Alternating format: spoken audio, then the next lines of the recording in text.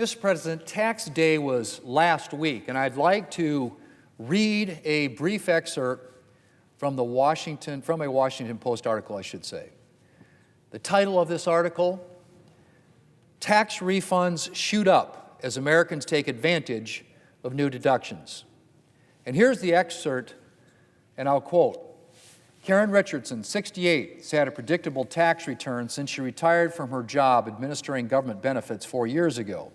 She lives on a fixed income and usually owes some money at tax time, so she was surprised to get a $1,000 refund this year due to the senior deduction.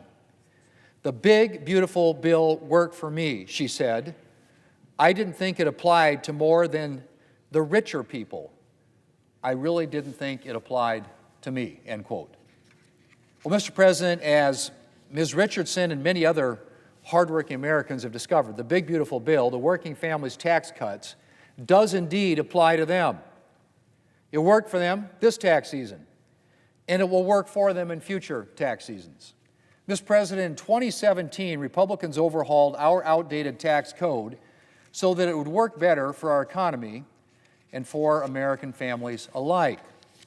We cut tax rates across the board, doubled the child tax credit, and nearly doubled the standard deduction.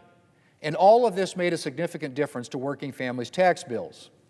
But this relief was scheduled to expire at the end of 2025, which meant that starting this January, Americans would have seen a lot more of their paychecks going to the federal government. Republicans were determined not to let that happen.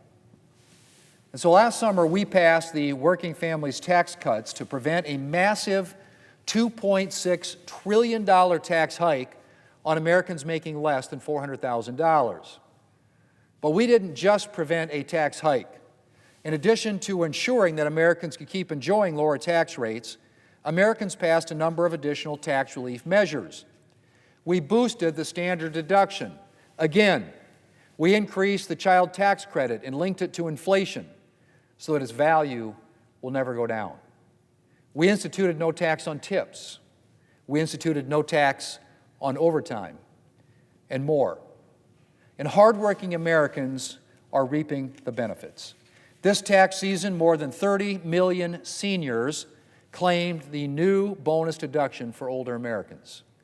More than 1 million taxpayers bought a new American-made car and were able to deduct an average $1,800 in auto loan interest on that new vehicle. More than 25 million American workers were able to deduct overtime pay from their taxes, resulting in substantial tax savings. And more than 6 million workers were able to deduct their tips from their taxes. And that doesn't even count the parents who were able to take advantage of the enhanced child tax credit or the new tax-advantaged accounts for their child. Or all of the Americans who benefited from our further increase in the standard deduction. Mr. President, the working families tax cuts is working for working families. The New York Times recently interviewed a number of taxpayers. The Times reported, and I quote, many of the taxpayers said they had received their largest refund in years, money that is going toward paying down credit card debt, catching up on bills, padding saving accounts, or covering the cost of a vacation, end quote. Money that is going toward paying down credit card debt, catching up on bills, padding savings accounts, or covering the cost of a vacation. Mr. President, that was our goal with this bill. To take some of the pressure off, to free up money that families could use to do things like pay down debt, or put away for a rainy day, or take a much-needed vacation. Thanks to the working families tax cuts, Americans now have a little more breathing room in their budgets.